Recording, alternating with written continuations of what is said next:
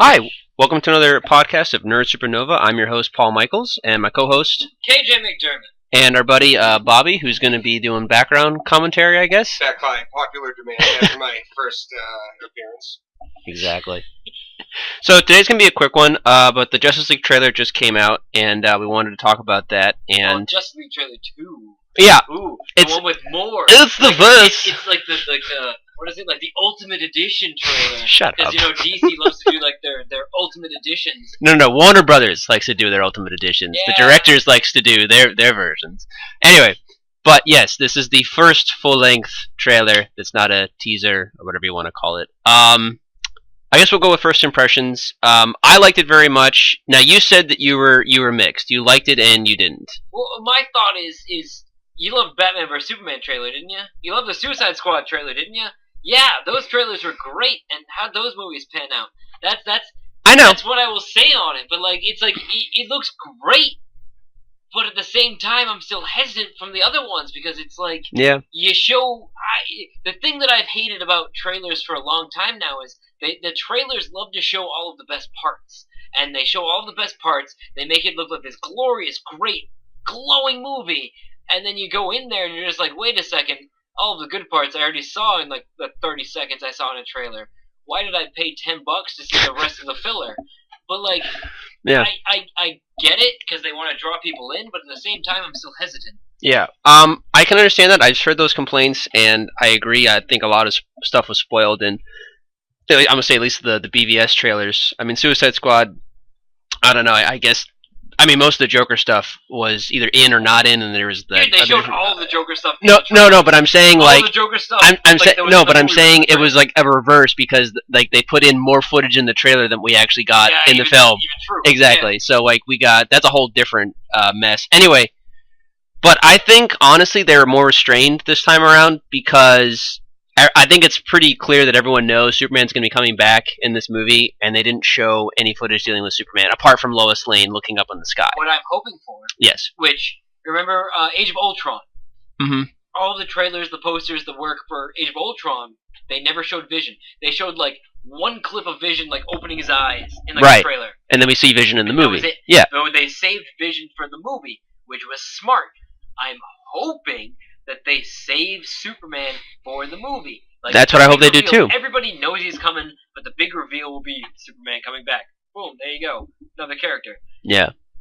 I'm hoping they don't blow their wad early, like I'm hoping they don't either. A month beforehand. You're like, oh, here's another trailer. Oh, look it, Superman's in it too. You're like, you bitches. Like, yeah, that's my standpoint. Yeah, I understand. I'm on the fence of like where I don't want to watch the trailers, but because I'm a hardcore fan, I like want to. But at this point in the game, I'm gonna basically have other people do it for me and tell me if anything really spoilerish is in them to some degree. But that being said, I don't mind this trailer as a trailer. I think it's very good. I think it shows all of the action beats that you need to see. It gets across the very simple story. And we see not only where all the characters are, for the most part, in the movie, we see a lot of their supporting cast as well. We see Cyborg's dad. We see Aquaman's wife. We see Barry Allen's father.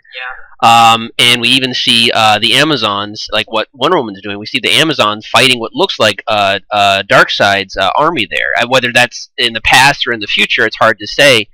But we get a general idea of what's going on, which I like. That's why I didn't think it gave too much away. I don't know who the villain is. Exactly. It's kind of like Doomsday. Yeah, that was down right in the middle of the street. No, on BVS, that was like in the last trailer, and it pissed me off. I was very excited, but I was very annoyed that they showed it in the trailer. Like, I didn't think they had to. That's what I'm saying about like again, this is still early on. I know. I'm hoping that they later. Exactly. That's what I'm hoping too. It's only that phrase twice now. Yeah. It's only March, so but for what I'm seeing, I'm liking it a lot. Cyborg looks really good. The Flash suit I'm still mixed on, but from what I've heard, that's still the prototype version that he's going to have. And I'm thinking after like the big battle, again, Bruce will give him a much more streamlined version, which will probably be closer to the iconic outfit that people are used to. That's what I'm assuming anyway at this point.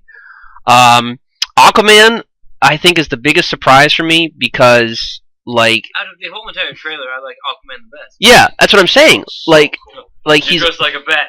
I dig it. Yeah, it's great. It's basically Jason Momoa as Aquaman, but I'm fine. I'm fine with that. I like that joke in the trailer better than the whole, like, what's your superpower? I'm rich. I liked the Aquaman being like, you're dressed like a bat. I dig it. Like, I like that joke. But it's a joke, though, too, because, like, I was saying to you earlier, I was trying to say to you earlier, that my favorite thing in the teaser, the original first teaser, was The Flash. The Flash showed immense, joy as opposed they took the Rick and Morty out of the new trailer. Really, they did. Did you see that in the background? It's like a weird, like a pink and blue skull on that screen. Well, no.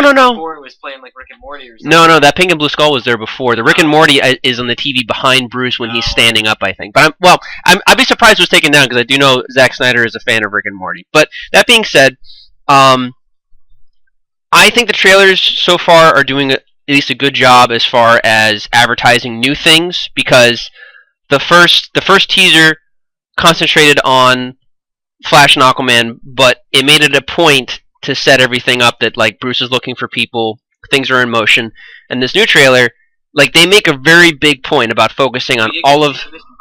Yes, exactly. That's what I was meant to mention. That we had to see Commissioner Gordon, because I was thinking of the other supporting characters. Well, they also hinted Robins too, which everybody's been wanting to see, like, the whole Jason Todd. I think. Well, so this is my theory too. Are they just gonna, like, glance over that? No. I have this theory. This is again a theory. I don't know what they're doing necessarily. I do know that Chris McKay, the guy who did the Lego Batman movie, he's going to be doing a Nightwing movie. So obviously Nightwing's coming very soon. So they're probably setting that up in this movie to some degree, or at least hinting at it. And then the fact that they're going to have the Batman movie soon, whenever it happens, depending on, like, when they get things sorted out. From what I had heard, like, Geoff Johns and Ben Affleck had set up a script, and I think they were planning on having Deathstroke as the villain.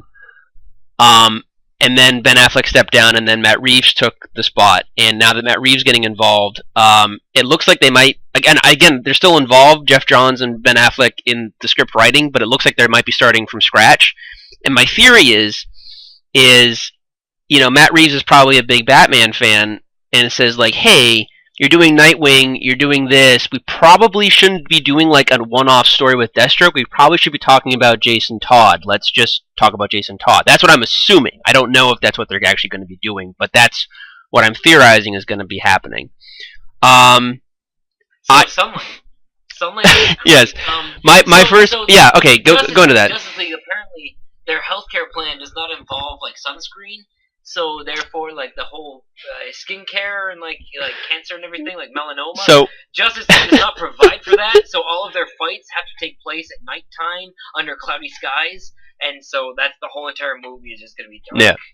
Yeah. Hopefully, instead of 3 glasses, we're getting night vision so we can see what's happening. Well, Batman. Well, that's why he has the goggles, because he has to see in all the darkness. Has that, but the audience doesn't. So I have 2 theories about that, because I was with you. When I saw the trailer, like, the first 3 times, I was like, I like this trailer. I like the vibe of it, but everything's very very gray. I mean the characters themselves are fine. Like, they pop out, but it's very much blue and gray kind of. I get that DC. Well, Zack Snyder loves his filters, but I get that DC wants to be, like, dark and, like, brooding and like real gritty, like, superheroes. Well, they're kind of changing things. You don't actually need the dark and the gritty in the movie. You can have your characters do that with, like, plot and dialogue and character development. Could be unfinished CGI, though. There's that too. Yeah. But so there's 2 things as well, though, that I've noticed. And again, but I'm wondering though too.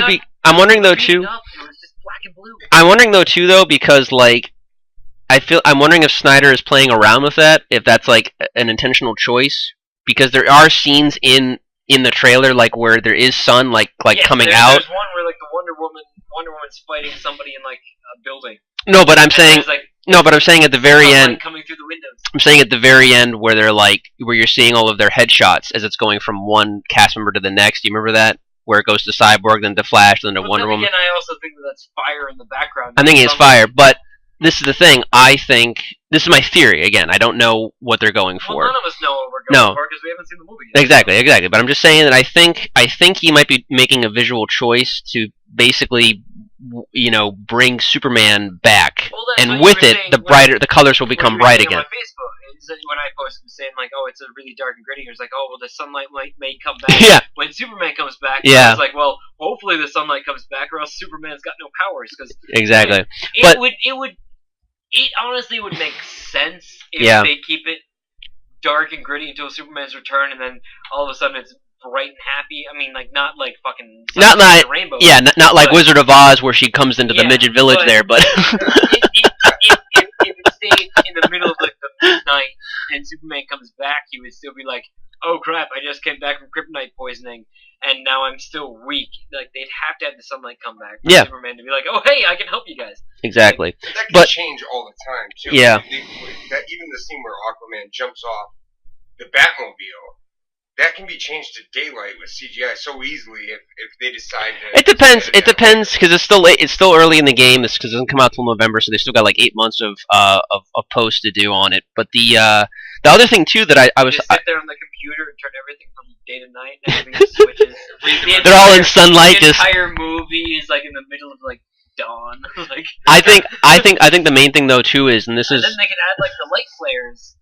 I had this theory that I talked to Tom about, because in the books, or at least in the New Gods mythology, you know, I mean, it's not any surprise or any like spoilers to say that Darkseid is making an attempt to try and conquer Earth at this point, or he's sending his minions to go and do the dirty work. He's checking it out anyway. Yeah, well, I still don't think it's going to be Darkseid yet. No. I'm not saying Darkseid's going to be in the movie necessarily. I'm saying it's Steppenwolf and the Parademons and all of that is coming to Earth, and when Darkseid... Well, apparently they're already here. No, but the thing is, when Darkseid, in the comics, when he takes over planets, he makes the planets like Apocalypse. And everything gets dark, because a lot of, like, he'll take out, like, the sun power, like, he'll do things to... Apocalypse, but I thought that we already, like, got rid of him in, like, X-Men. My God. I'm joking. I know, but... Sorry. But he does, because he's very much a dictator, but he also is, like, he works planets because... You know, that's how he moves on, but he basically does it in the same style as Apocalypse, where he implodes the core inside the planet, and then it comes out through it, and looks very much like in like the dream sequence in BVS. So I'm thinking that a lot like Darkseid is manipulating something too with the sun, possibly. That's a theory. I don't know. The Transformers will be mad about that. Yeah, I could see like those Parademons though being like scouts as well, like the one that's attacking Cyborg's dad and stuff in the apartment and everything. Like, because you know you send out scouts first to survey everything, and then you make plans going from there. I can make science jokes. I can make like Silver Surfer jokes, but I'm gonna hold them back. All right, it'd be cool to see Silver Surfer in the movie, but I doubt that. Anyway, cool to see Silver Surfer done well anytime, but. I wouldn't expect DC to do that. Well, that would be... you're gonna have to talk to the Fox executives about that one. But anyway, I have to talk to a lot of people about that one. If Silver Surfer showed up in DC, then yeah. Anyway, but okay, not going from like what's happened before. Did you guys? I mean, did you like the trailer overall? The trailer was good. The other thing I had was everybody always. Yeah, okay. The big feud online is always DC versus Marvel, which, whatever. It's just fanboys perpetuating it. It's like nobody actually cares about it. Like, really, like, it's only, like, fanboys. But, like, everybody always makes fun of Marvel for being cartoony and bright and colorful. DC's always dark and whatever. Whatever. That's besides the point. This trailer, it's DC. From the trailer itself, it looks a lot more cartoony. Like... I'm not saying it's a bad thing, because DC's animated universe is fucking awesome. Yeah. Like, their animated stuff is great. Yep. Marvel animated stuff is terrible. Yeah. It is. Yeah. But looking at this, the point where the Batmobile's going and Aquaman's on top of the Batmobile going like, yeah, like all pumped. Yeah. That looks cartoony. It's fine though. Like if it was regular Jason Momoa doing it, I wouldn't believe it. But because it's Aquaman, I will buy it.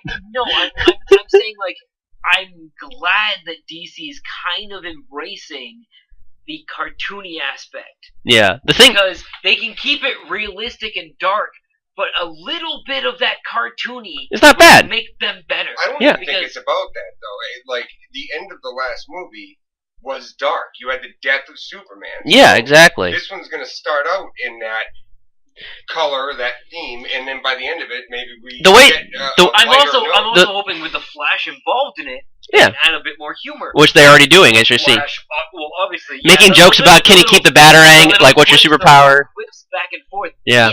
But like, the thing that I always felt like DC was lacking was that little bit of humor. They've always tried to keep it so dark and surreal and like realistic, but like, come on, you can't do Flash being dark. And, well, I don't think like the Flash, the whole character of the Flash, is light and Well, Wally West probably more than Barry Allen, but this is pretty much looking like to be like a. I mean, it is Barry Allen, but it's very much a Wally West like type character. Just wait until we get Plastic Man. Oh my God, Jim Carrey, please cast now. Anyway, he'd be too old. But I know. Young Jim Carrey would be great as Plastic Man.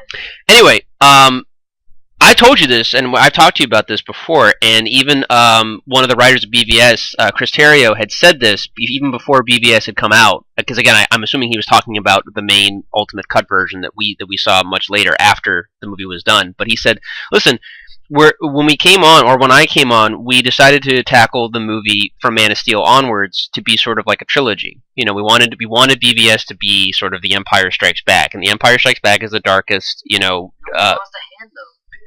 No, they lost their life. They lost their lives. But,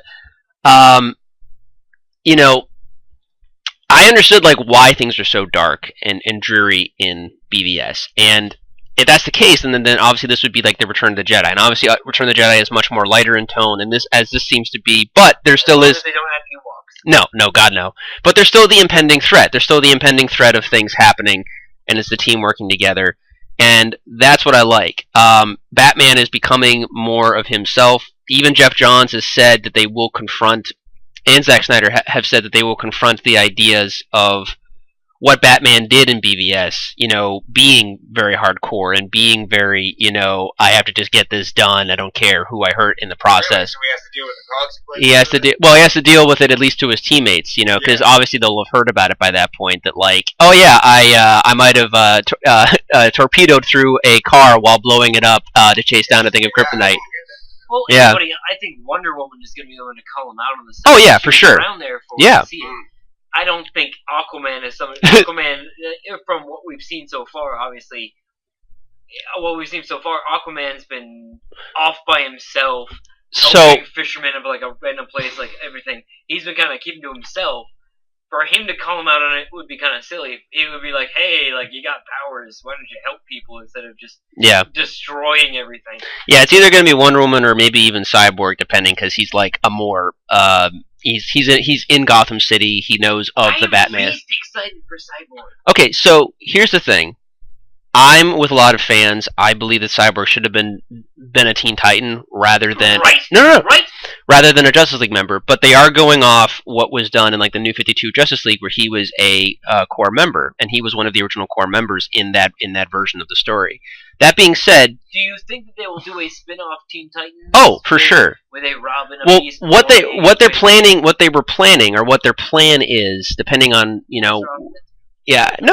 I love Teen Titans. I think they know that too. DC knows that. Sexiest cosplays have been Raven. I know. All right. Calm down. Anyway, Cyborg is in the Justice League. They want to do a Cyborg movie, but I don't see that happening. What I think is going to happen is they're going to do Cyborg and they're going to do Nightwing. And by the time they actually get to the Cyborg movie, they're just going to turn it into a Titans film, because it makes sense that Nightwing would see Cyborg at some point in time. They would become friends. And then Cyborg, being probably the youngest member on the team, is going to probably go off and be like, hey, I know I'm useful as far as like tech-based powers and getting us information and stuff, but this isn't for me. He's going to depart. With Hawkeye, because they're the least effective people on the team. Yeah, no. Oh, wait, no. Crossing the universes. Time streams. Anyway, but yeah, and Roman was just there serving drinks. Dude, you could have a whole Titans movie just literally being about Nightwing and Cyborg making their own team and recruiting members and doing their own thing, and I would be totally fine with that. And that's what I think they're going to do down the line. I love Teen Titans. Yeah, I do too. I do too. I agree with it. And I like the books too as well, and they're doing really good again in Rebirth as well, both Titans and Teen Titans. Anyways, back to the trailer. I think the trailer is obviously great. It's got you talking about all the different spin-offs and stuff. Well, here's the thing though. So Cyborg. One, I think they got, if they're going to do Cyborg, they seem to have gotten a really good actor to play Cyborg. He looks like Cyborg. He's a Broadway trained actor, so he's not like a model wanting to be an actor type deal. Like he's But yeah, man, like he's ready to go, and he's also a huge fan, and I see it doing very well. Cyborg in the modern era, and I've read the modern era of Justice League, was much more useful because of in the modern day as opposed to when he was originally created, because he's not only a cyborg, he's consistently connected into like every grid. He can control everything. He can talk to machines. He can do whatever, and he's also part. Yeah, he's also part Mother Box, which is what they use to travel between the new. What they showed in the trailer too is one of the Mother Box. Exactly. Meaning like Darkseid is like coming already. He's probably going to target Cyborg. They made it a point in the trailer to show one of those. Like after Wonder Woman says the whole like, oh, they're already here. Yeah. They show one of the Mother Boxes and like the Parademons. Yeah, it's obvious that Cyborg's dad probably took it from the facility, and the Parademons who are meant. So other thing too, if you notice, I know you don't know a lot about the New Gods. I didn't even to catch this until I was reading the forums. Aquaman is in Atlantis there, and he's being attacked by what looks like a red stream. If you slow it down, it's an axe being thrown at him. Oh, and I was gonna say, oh, never mind, that's Marvel guy. Yeah, and yeah, it's an axe. That's why I had to stop. I had to stop myself. It's an axe, and Steppenwolf, the main villain, one of his main weapons is an axe. So I'm assuming. Yeah, so I'm assuming he's going to get attacked. He's going to get attacked in Atlantis for the Atlanteans' Mother Box, and then he's going to join the Justice League, knowing that it's an actual real threat, and he needs to like take responsibility and shit. That's what I see. That's what I see happening. But yeah, honestly. So for a short one, yeah. Yeah, okay. But no, honestly, wrapping up thoughts. I think the trailer was done almost as well as the Star Wars trailer, as far as showing footage and not giving any. No. Which Star Wars trailer? I'm just saying the first Star Wars, not the teaser, but the first Star Wars, in the fact that it doesn't show us. It shows us things that we want to know about the story, but doesn't give anything away as far as the main story, as of yet. Are you joking? Like, we know like all about like the main. I think you're making a lot of guesses about it. We don't know much about what's going to happen. Well, we don't know what they're actually going to be doing in the actual like linear of the plot. The main villain is Steppenwolf's the main villain. But I'm saying I only know that because I researched. If someone just came in and just watched that trailer and didn't know anything about DC Comics, I've only watched the trailer. I haven't looked up anything about it yet. Well, that's what I'm saying is that I think it does a good job in being a good tease, but in showing action stuff and not giving away any potential big things like say Superman's return or something like that. That's what I'm saying. All right. Okay, is that fair? Sure. Okay. Absolutely. Yeah. Though I will say the Star Wars marketing campaign, fantastic, just fantastic for Episode 7 especially. Okay. Anyway, I enjoyed the trailer very much. I'm excited to see what the actual movie is. I've been more excited than I was even previously, which is kind of hard to say. Yeah, and I'm excited to see. I enjoyed the trailer, but I'm still hesitant. That's fair, and you have every right to be hesitant. As long as WB does not cut the movie, I think, and they let Snyder do his intended version, I think we'll get a better film. Speaking on that note, did you see the new tweet from Guardians of the Galaxy 2? I did see, and he was saying, like, oh yeah, the movie that you see out there is the director's cut because they didn't cut anything because I filmed it perfect. What's up? I know it's really weird because you can see that like Snyder probably fought them too for the 3-hour cut. Again, it's I'm just saying. It's the studio versus the director. I'm not saying anything about that. No. I understand though. I'm saying, and I'm on your side. I don't want the studio to mess with it. I want it to be the version that they wanted to make because then at least I can fully judge it on what it is rather than. Always been that way. Yeah, it is. And they're allowed to do what they want. It is, usually, for the most part. Unless it's Heaven's Gate, apparently. Heaven's Gate was the main reason why that's a big thing to this day. That's a whole other story. Alright, but overall, you guys are at least interested to see the film? Yeah, I'm excited for it. Alright. I just hope it does well. Yeah, same here. Same here. Okay. I guess that's it then. Alright, guys. Goodbye. Good podcast, and we'll talk again to you guys soon. So, okay.